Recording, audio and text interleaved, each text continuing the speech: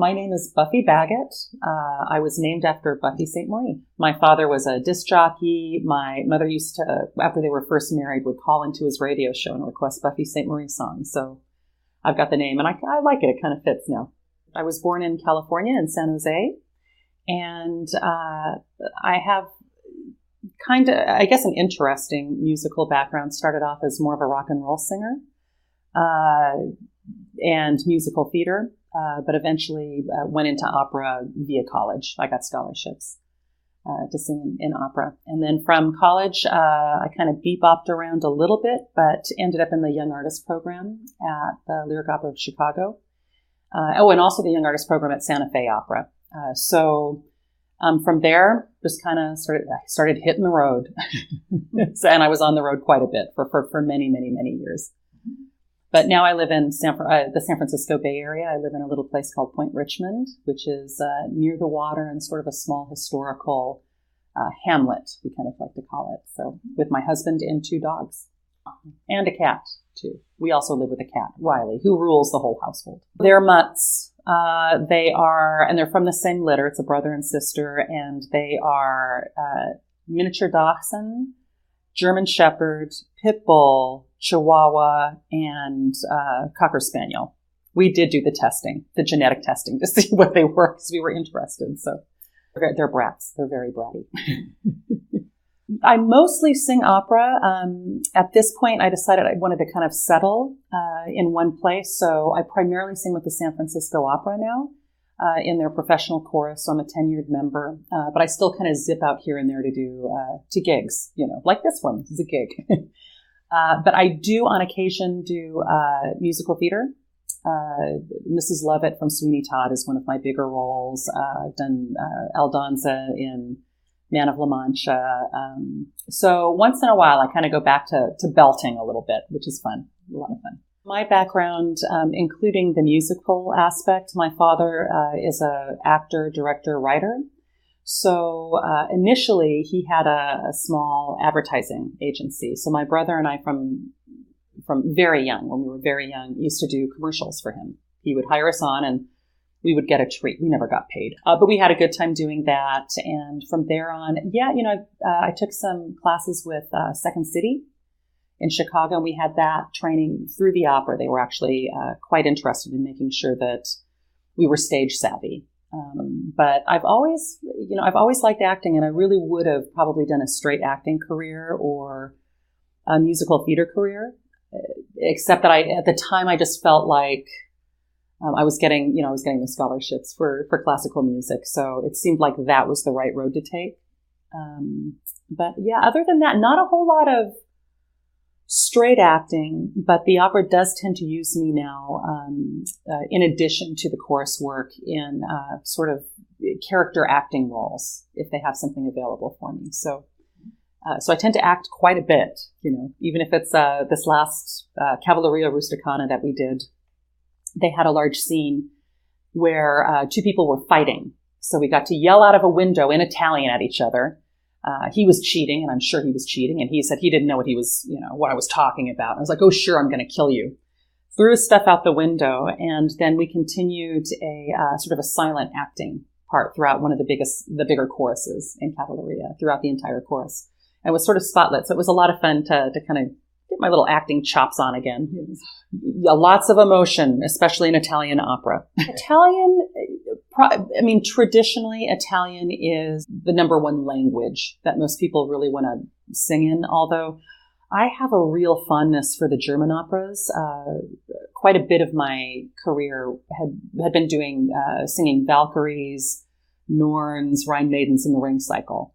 So I like that. I like Strauss quite a bit.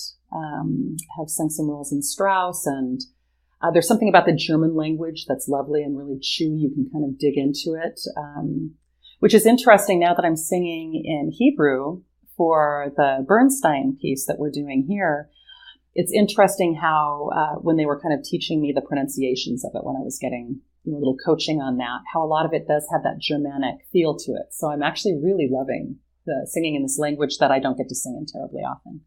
It is very useful for people, especially in the United States, to take languages if they are going to go into opera, only because we really only have two distinct languages that are on our borders, and they tend to be on our outer borders. So we don't have the experience that maybe the Europeans do, where you grow up learning 3 and 4 languages because you sort of must.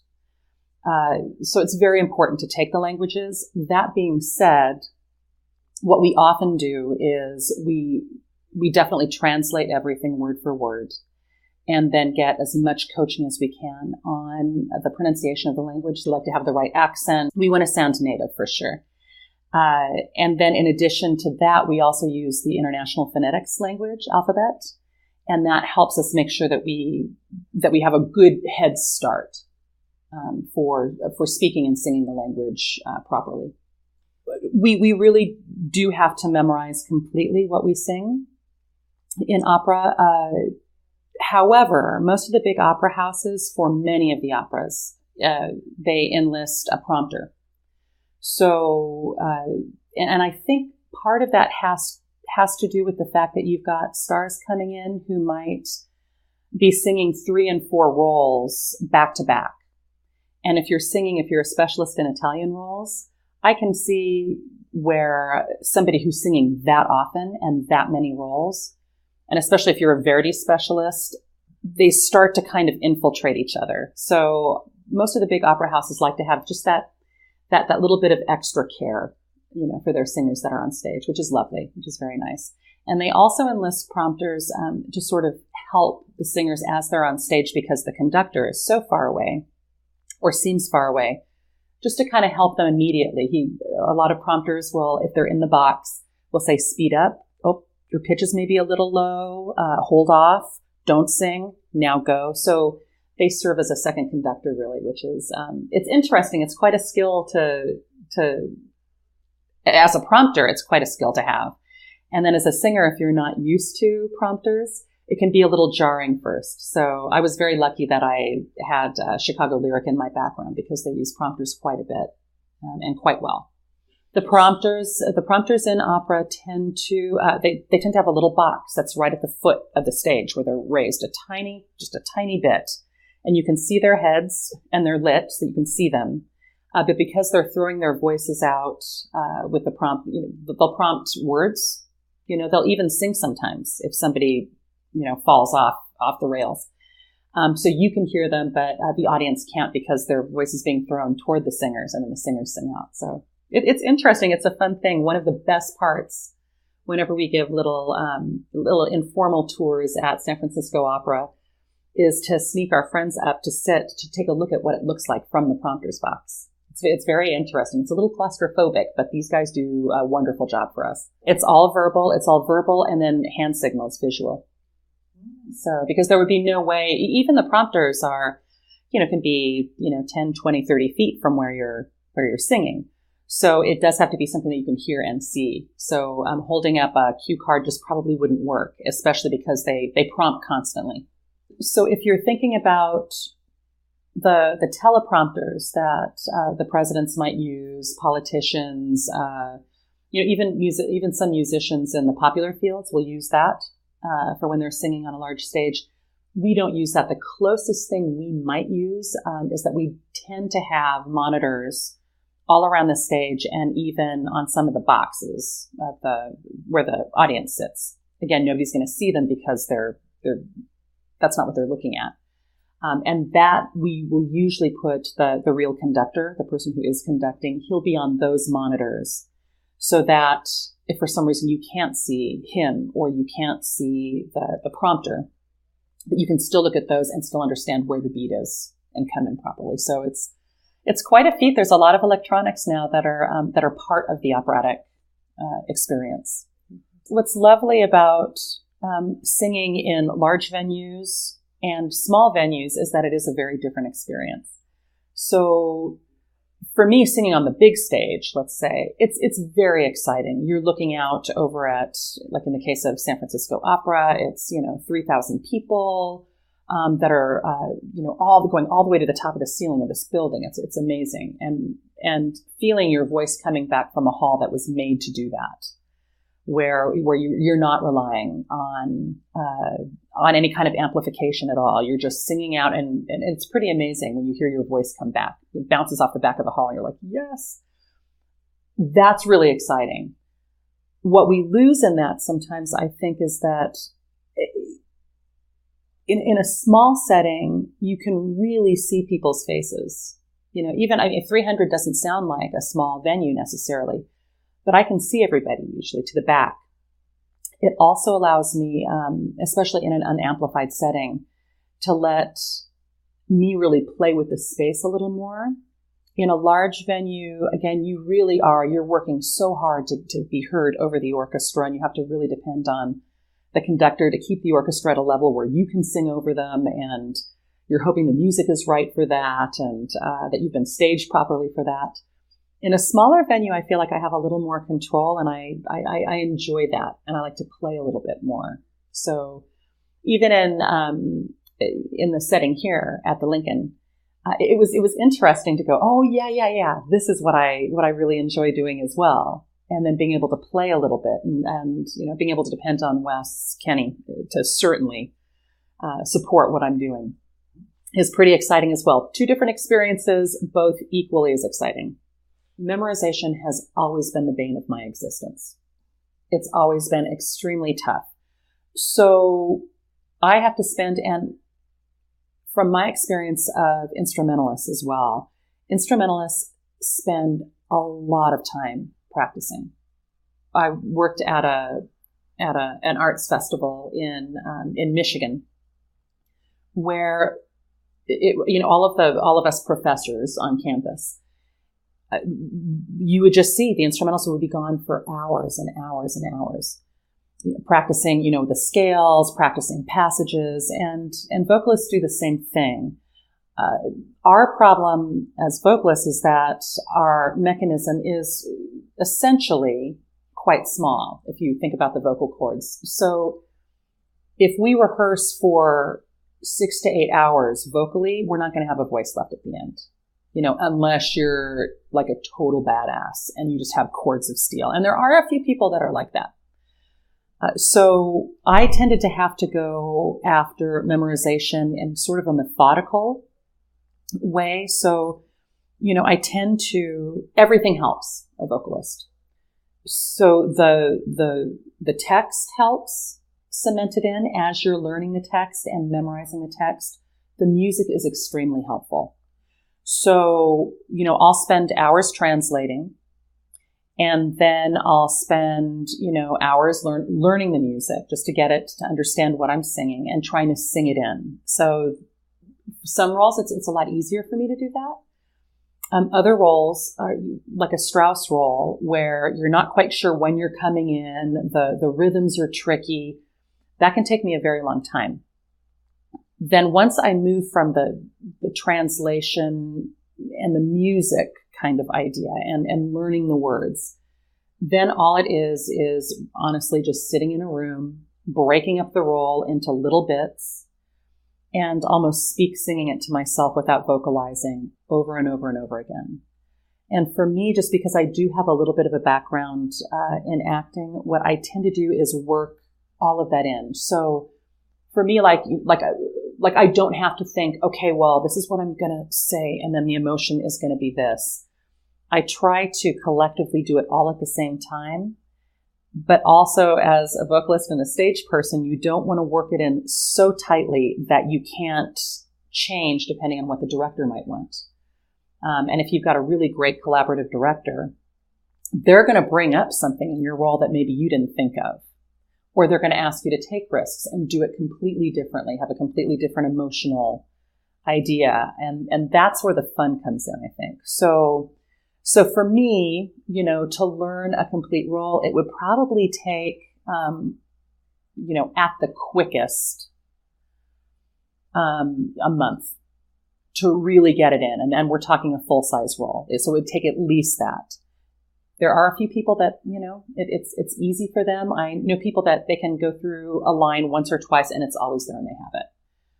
for me, I've got to work it in, and I've got to feel the continuity of what I'm doing. So what I would usually do is I usually start from the end and I work backwards, and I keep building on the end, on what the end of the piece is. So let's say when I was learning Carmen, I already knew a few things, a few arias and quintets and things from doing scenes or whatnot. But when I learned that, I went directly to the final scene, kind of worked that out, then moved back. And then, so every day I would just be adding to the scene that I could do, and that I could do completely from memory. And of course, coaches, I mean, it's so important, especially as a vocalist, to have really great coaches around you that, that ding you when you do stuff that's bad, that they can tell you what's working. They can see what problems might arise for you. And then I do work on stuff emotionally. I do, even for the piece that we're singing now, looking at the text, translating it, trying to understand, what I'm trying to impart to the audience, and really finding the emotions that I want to bring out, that also kind of ride on top of the music. This emotional music that Bernstein has written is gorgeous. So, and you get loads of clues, loads of hints through what the composer wanted. Of course, you have to really look at that first, but then you can play a little bit. So I don't know if that's helpful to anybody who's looking at it, but I would say for vocalists, translate. Make sure you've got all the words in rhythm, get the music over the top of it, and then be in a practice room or be at home and play. Just constantly play. Think in your mind of what you're going to do, or actually get up and perform it for for yourself or your cat or your dog, whoever's there watching. As far as musical background goes, I've always primarily been a vocalist. In my family, everyone plays some sort of an instrument or sings. So I grew up hearing my mother and my grandmother and an aunt singing in 3-part harmony. And they did that quite a bit. They went on to do, or my aunts and uncles, went on to do a lot of folk music, again, that had a lot of harmonization. And so then, once I got a bit older, then I could kind of join in on harmonizing in the 3-part harmony that my grandmother, my mom, and my aunt sang. So that was all kind of going on. The vocalizing was very, very big in my family. But then my brother is a very accomplished player of everything, which really ticks me off. So he plays everything, mostly stringed instruments. So, and in the rock and roll realm, guitar, bass. He plays some piano. He plays drums actually quite well. He really ticks me off. But then most other members of my family do play either piano or guitar. I am, as far as musicianship goes, I'm okay. I can look at a piece of music and I can understand what the rhythms are. Give me a little help with the notes. I can usually find my way through a score. But there are certainly quite a few vocalists who are beautiful pianists, and they come from that background first sometimes. It seems to me that I also know quite a few mezzo-sopranos who, again, were either keyboardists or who played cello or viola, which I find very interesting. So somehow we might actually kind of go toward the instrument that we sound like. So you've got opera singers all along the spectrum. There are some that don't read music at all. And it actually doesn't matter one whit because their ear is so good and their vocal instrument is so amazing that they're just willing to go ahead and work. And the coaches actually do quite a bit of work with us on that, making sure that we are perfect. Even last night, as I was singing, watching the score, I was like, ooh, I need to talk to our conductor and find out, am I singing some of these little funky intervals? Am I singing them right in tune, or am I cheating a little bit because I kind of go against the orchestra a little bit? So we depend on everyone to help, really, our own ears and everyone else's who are support. If you're a musician or a vocalist who has trouble, with reading a page of music, then really the first thing you should do is probably, start learning a little bit. But we usually try to go to a live coach who will help us, or a repetiteur is what they're often called. And they sit with you and they plunk out the notes and you record it and then you memorize it that way. That being said, it's also just really important, if nothing else, for a historical perspective, especially for things like opera and orchestral works, to listen to a bunch of recordings.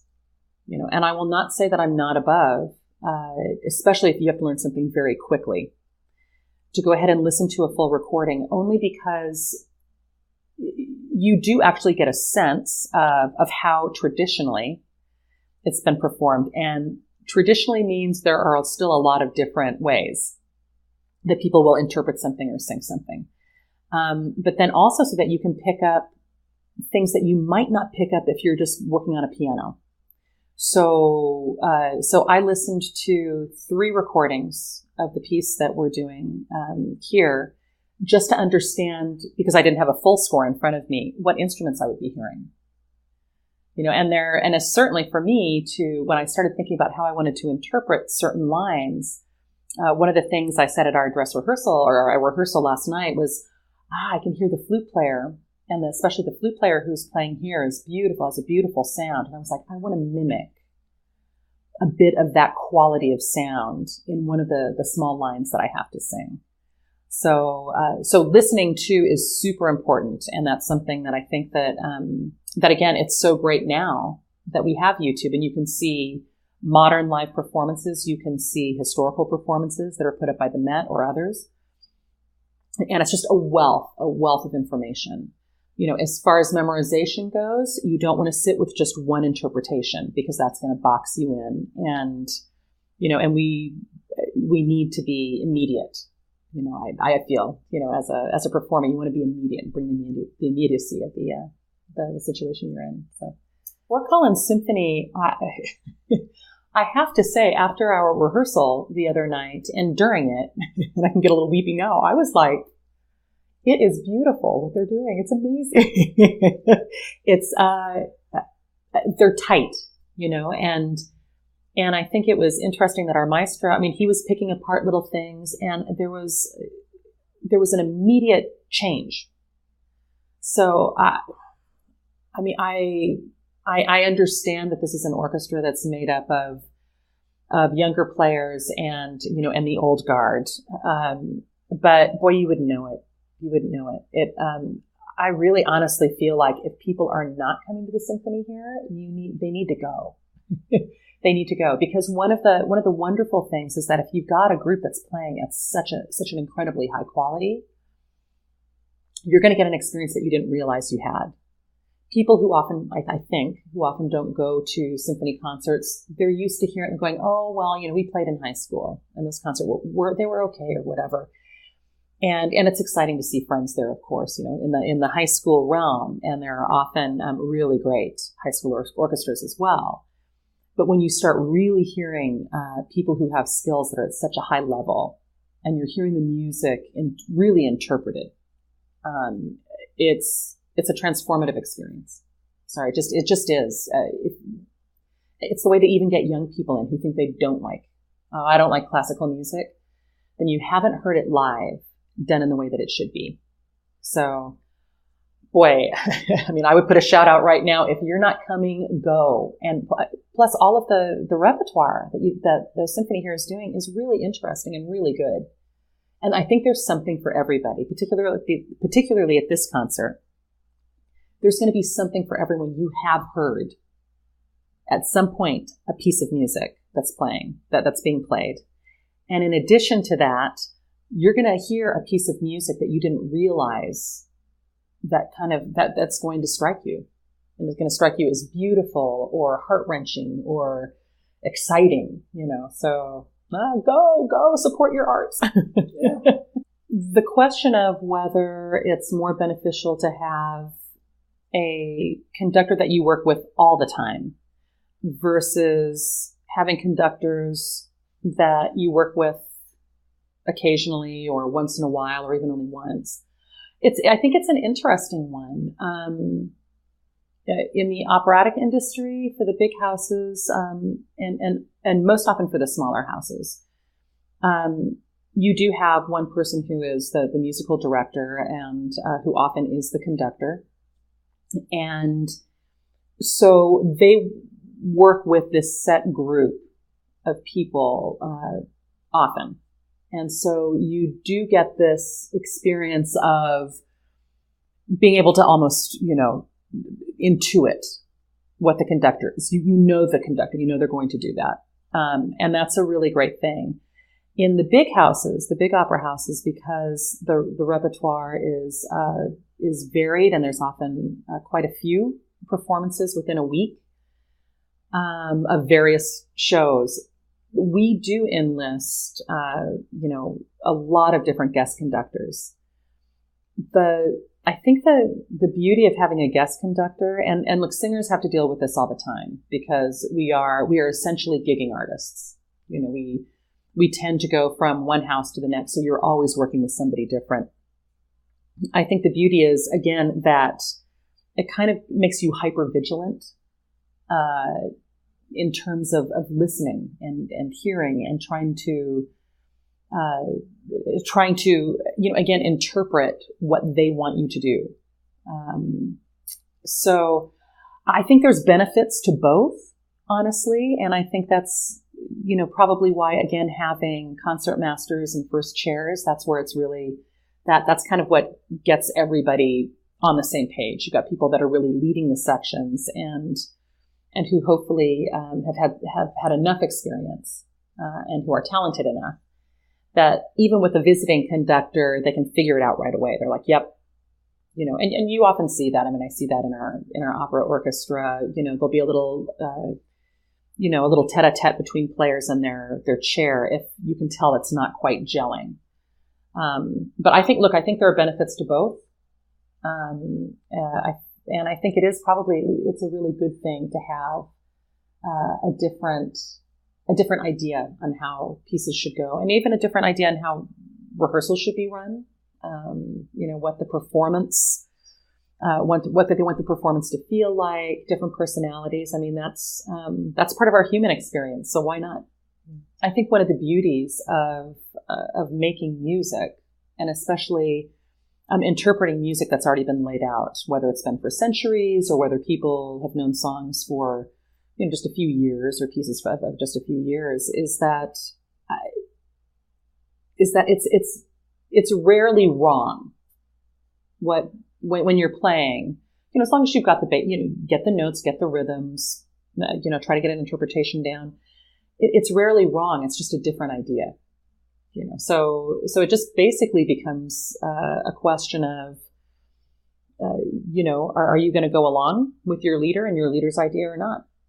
And I try to go along with it because usually it informs me, and then if I come back to it later, then I've got more tools in my toolbox.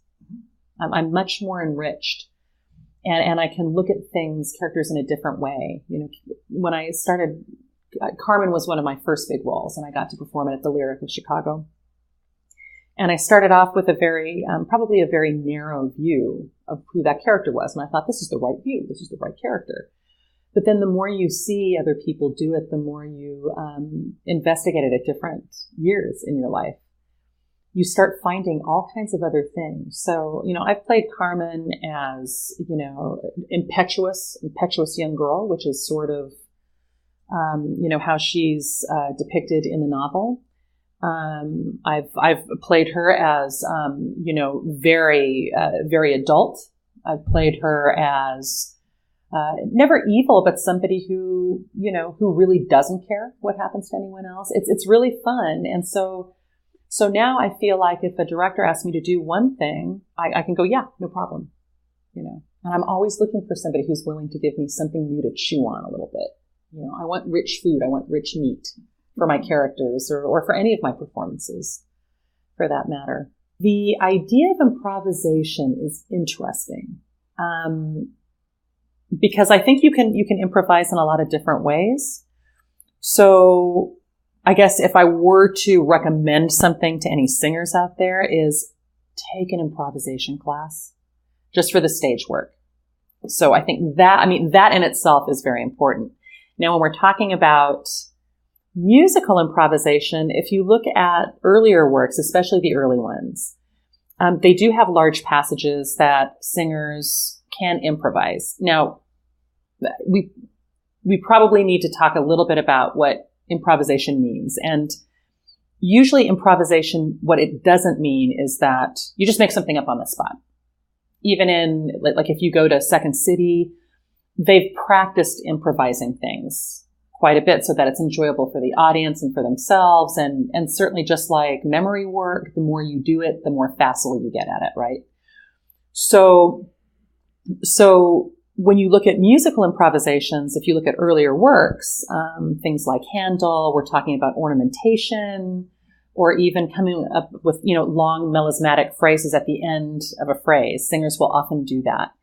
And I haven't seen it done terribly often, but there are some singers that are out there that are singing at a very high level, Met level singers for sure, who are very good at that. And if they're with a conductor who trusts them, they may actually sing a passage very differently from night to night. And we're talking notes, we're talking rhythms. They'll change them from night to night depending on how they feel.